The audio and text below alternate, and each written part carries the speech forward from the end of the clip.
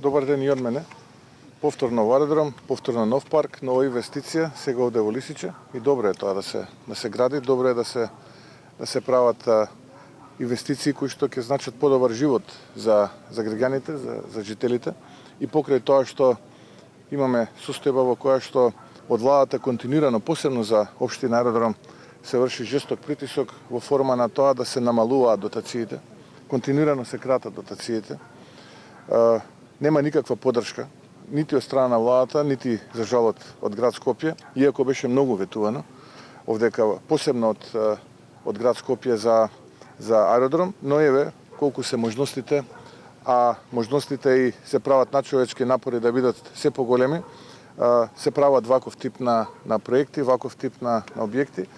И мислам дека ова ќе продолжи во иднина со засилено темпо, посебно во периодот кога новата влада на ВМРО ДПМН ќе биде избрана. Јас му честитам тука на Тимчо, честитам на Дејан, на останатите советници, на администрацијата во општина аеродром, што и покрај притисокот кој што го чувствуваат на дневна основа, и покрај кратењата, и покрај нечовечкиот однос од страна на централната влада, сепак изнаоѓаат средства, истовремено да ги испорачуваат ветувањата со тие лимитирани можности кои што ги имаат, но од друга страна да се грижат и за животната средина и за квалитетот на живот на луѓето, на жителите во општина аеродром. Јас само посакувам така да продолжат и убеден сум дека така храбро, честно, одговорно како и до сега ќе продолжат и во иднина, а со новата влада на ВМРО ДПМН многу голем дел од капиталните проекти кои што не биле во програмата, кои што граѓаните им се потребни и ги барат, ќе бидат реализирани. Така што уште еднашка честитки, само напред и посакувам уште многу вакви проекти да се изработат. И благодарам, ако имате прашање. Господин Врсковски, во однос на договорот со Бехтел и Јенка, вие предупредивте дека по основ на пенали и аванси треба да бидат исплатени преку 300 милиони евра. Имате ли информации дали држава има нешто исплатено во сега? Видете, точно бројката која што врз основа на тој договор кој што го добивме ние од Свиркач, се облигации кои што ги има создадено државата, што по основ на тој договор, што по основ на пенали, поради тоа што нема измена во законот за работни односи, односно, да бидам попрецизен, продолжување на работната недела од 40 на 60 работни сата, точно се 301 милион 495 илјади евра. 301 милион 495 илјади евра. Околу 173 милиони евра се обврски кои што ги превзела државата врз основа на самиот договор, како авансно плаќање, како трошоци за подготовка на градилиште и трошоци за подготвителни работи, вклучително и менаџирање на самиот проект, тоа се околу 173 милиони евра, а останатите се пенали поради тоа што во рок од 45 дена од подпишување на договорот не е променет законот за работни односи, односно работната недела не е продолжена од 40 на 60 работни сати. И затоа велам бројката е точно 301 милион 495 илјади евра, кои што во овој момент граѓаните треба да му ги платат на изведувачот. Ме прашавте дали има трансфер, имам сигурна информација, тоа еве ги повикувам медиумите да го проверат, дека пред 2 дена од Трезор се префрлени пари преку Министерството за транспорт и врски на ЈПДП, на јавното предпријатие државни патишта, околу 7 милиарди 250 милиони денари, тоа е околу 120 милиони евра. Отприлика толку се и тие пари, претпоставувам, треба да се веќе легнати на сметка на компанијата изведувач на овие делови од коридори 8, односно 10D.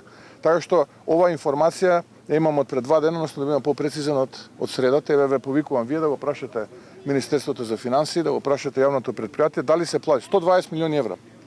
Внимателни, многу сум внимателен. 7 милиарди, околу 7 милиарди 250 милиони денари. Тоа се некаде околу 120 милиони евра. Цели пресконференции, фанфари, не знам што све не се правеше, се славеше кога добивме грант од 340 милиони евра од Европската комисија, кој што уште не е добиен, за волја на вистината, бидејќи и тој грант не знаат да го земат. Па пресконференции со првиот човек на Европската комисија Урсула фон дер Лајен. А вие граѓаните пред 2 дена уплативте 120 милиони евра на ништо. Шајка немаат закована. Шајка немаат до сега закована. И затоа кога велиме дека за овој криминал некој ќе одговара, тоа навистина го мислиме. Ке повторам уште еднаш. Не сме против тоа да се гради, но треба да се гради на вистински начин и треба да се гради на законит начин. Не сме против тоа што компанијата Бехтел или Енка си ги штитат своите интереси. Против сме тоа што овие криминални политичари ги распродаваат нашите народни интереси и државни интереси. И за тоа ќе одговараат. Многу скоро денеска, еве, јас ви ветувам дека ќе одговараат. Јавното Господине обвинителство се Мицкоски, уште кажете го ми, чека. За ова, за исто ова. Исто, ја, ајде, Да, обвинителството се уште го чека од јавното предпријатие целиот договор кој што вела дека има бизнис тајни, дали очекувате да има некаква разврска од како ќе одобрат? Од ова октруирано обвинителство и судство не, но од некое идно ослободено обвинителство и судство, да. Тогаш, навистина, кога ќе бидат променети околностите, тогаш навистина да, ќе можеме да направиме детална проверка, односно ќе ги охрабриме луѓето кои што ќе бидат тогаш надлежни да го проверат се тоа. Зошто ова ви го кажувам? Еве сега ќе ви дадам еден класичен пример. Донесен беше специјален закон. Дел од специјалниот закон, мислам дека е член 12, јасно стои дека во тој специјален закон се предвидува работната недела да биде, односно бројот на работни часа во работната недела биде зголемен од 40 на 60 работни часа. Што би значило промена на законот за работни односи. Ако за Уставниот суд таа одредба е неуставна, како тогаш овој специјален закон е уставен?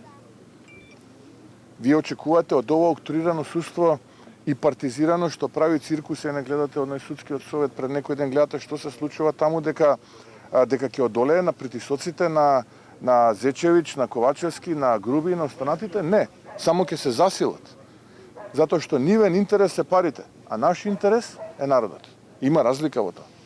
Има огромна разлика. Тие гледаат што повеќе да зграбат пред да ги напуштат позициите таму каде што се. А ние па се трудиме што повеќе да сочуваме, затоа што знаеме што ќе наследиме. А ќе наследиме една хаотична, една многу сложена ситуација во државата и затоа од опозиција се трудиме што е можно повеќе да зачуваме, за да можеме после тоа да санираме што побрзо и да тргнеме напред.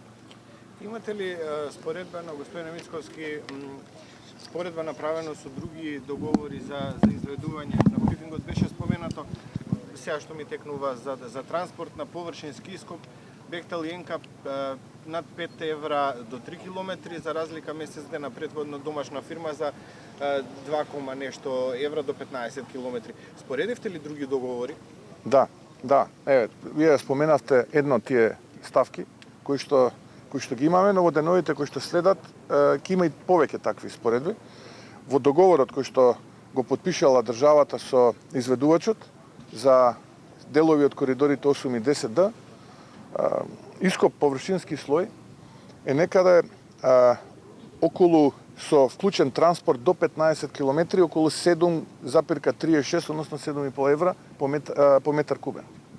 Истаков договор, домашна компанија, истата година, месец дена претходно потпишала договор со јавното предпријатие за државни патишта за делницата граничен премин Блаце, село Блаце, за 2,32 евра метар кубен.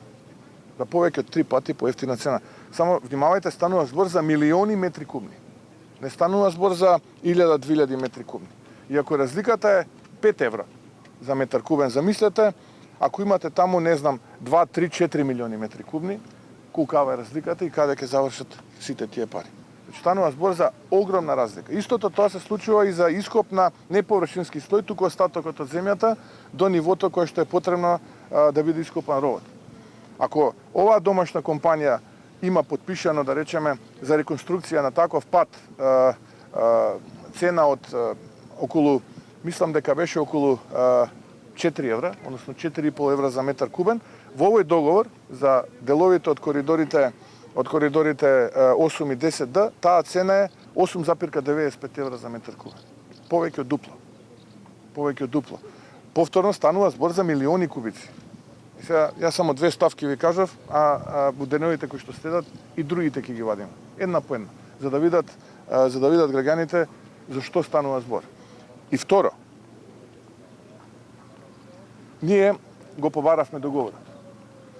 велат ќе држале предавање во парламентот, ќе го објасниле договорот и дека на тој начин било сосема тоа доволно. Еве јас вака ќе ги поставам едно прашање на македонската јавност и на владата и на оние кои што ќе вршат презентација. Претходно, група пратеници кои што по професија се лекари, физкултурни работници, психолози, ликовни уметници, правници, филозофи и така натаму, на некаков магичен начин го добиле овој ист договор, најверојатно преку свиркач, кога бил истиот потпишан. Седнале, работеле 2 недели, им текнало дека овој договор може да се реализира на побрз начин и бидејќи имаат вешти способности во изградба на ваков тип на проекти, сите овие психолози, правници, филозофи, ликовни уметници, физкултурни работници и така натаму, смислиле 9 измени во 9 суштински закони и отишле во влада. И таму ги сретнале двојец од Ковачевски груби и ти им рекле: не, господа, не е ова место, тоа е сериозна институција, влада е, назад во парламент, таму да ги предложите овие измени. И овие отишле во парламент и ги предложиле тие измени. Сега, ако е тоа така, тогаш овие пратеници, што имаат сертификат, безбедносен, можат барем да добијат 2 недели со вистинскиот договор во рака да може да го простудираат, а не некој таму да им држи предавање и лекции. И впрочем, зошто да криеме? Еве, јас со договорот, овој што е од свиркачот, Ковачевски со вистинскиот, да излеземе на национален медиум и да дебатираме, да видиме. Што има договорот да не криеме? Да видиме. Оти сепак, нашите калкулации викаат дека станува збор за повеќе од 2 милиарди евра. До овој момент, од она што ние го имаме таму на маса, проценивме дека цената со која што треба да се изведе овој договор, без при тоа да бидат вкалкулирани дополнителните работи, е помеѓу 2,2 и 2,3 милиарди евра. Не 1,3 милиарди евра. Или да направиме споредба, бидејќи имав и такво прашање, со претходните проекти. Да речеме, проектот на Актор, популарно наречен Демиркапија Смоквица, просечно се движи од 5 до 6 милиони евра километар. Проектот на Синохидро, делницата Кичево, Охрид и Милодиновци Штип, со сите анекси, нема да надмине од 8 до 9 милиони евра километар. А овој е повеќе од 20 милиони евра километар. И сега, кој овде лаже и краде? Ова е озбилен проект и озбилна плячка за многу побогати држави од Македонија. Ќе го поставам прашањето колку доживотни има тука.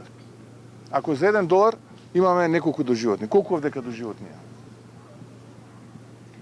Ке присуствуваат ли пратениците од ВМРО да помена на таа седница во собранието? Знаеме дека го сакате да го видите целиот договор, практично цела јавност сака да го види, но дали на таа презентација што ја најавуваат од владата? Пак има денеска во парламентот пресконференција, ќе го кажеме нашето. Ако може циркус за случувањето во судски суд, како ги коментирате водително, што мислите дека се случува таму? За личноста која што беше на начин променета како што беше променета, нема да коментирам, тоа како став наш го знаете. Од каде потекнува, како потекнува. И тоа што нејзи се случи во ова октрирано правосудство во Македонија е само последица на тоа што она стана претходно. Но ако го коментираме самиот процес, тогаш наистина тоа е еден процес на вандализам, на багабонство и процес кој што не само што ја срами Македонија, туку е процес кој што нанесува трајна штета и последици. Трајна штета и последици во смисла дека оставаме лош печаток пред нашите меѓународни партнери. Сега јас ќе прашам вака, ќе прашам македонската јавност и ќе прашам владата. Дали оваа штета што се одвива на отворена сцена во судскиот совет, кој што треба да биде орган на сите органи, практично таа е и мајка и татко на оние кои што треба да се грижат за владењето на правото, за борбата против криминалот и корупцијата. Дали ова што таму се случува нема да нанесе трајна штета во нашите односи со Европската унија, затоа што знаеме дека една од темелните вредности на Европската унија е токму владењето на правото и борбата против криминалот и корупцијата. Гледате, таму партиски кланови се борат за превласт, кој да биде председател, па кој да биде после избран за судија. Значи, таков еден срам, такво едно девалвирање, такво еден вандализам и багабонство на отворена сцена Македонија не познава. Ова дури и на на држави со апсолутистички режим, како Северна Кореја, не им е пракса. Ваков еден срам што се случува, тоа е невидно. Затоа велиме луѓе, дајте да ставиме крај да одиме на избори. Овакви сцени ќе гледаме се повеќе и повеќе. И ја повикувам и меѓународната заедница. Овие луѓе што се во владата, не им е гајле народот што мисли. Тоа го кажуваат јавно. Тие многу повеќе сакаат да коленичат и да венат глава пред вас во вашите кабинети. Која ќе огаза дебелиот килим и во Брисел и во вашите амбасади одека. Кажете им да заминат, така ќе спасите и народот, и државата, и самите себе. Тие вас ќе ве слушаат, не го слушаат тие народот. Не знаат они што не се избрани народ. Секога се поставени и октрирани таму каде што се. За да не се случи народ. Оти ако се случи народ, тогаш ќе биде проблем. Заради тоа, еве и до нив една порака. Зарем можете со мирна совест тоа да го гледате и да молчите? Зарем можете? Благодарам. Ако имате други прашања, нема. Убав ден да имате.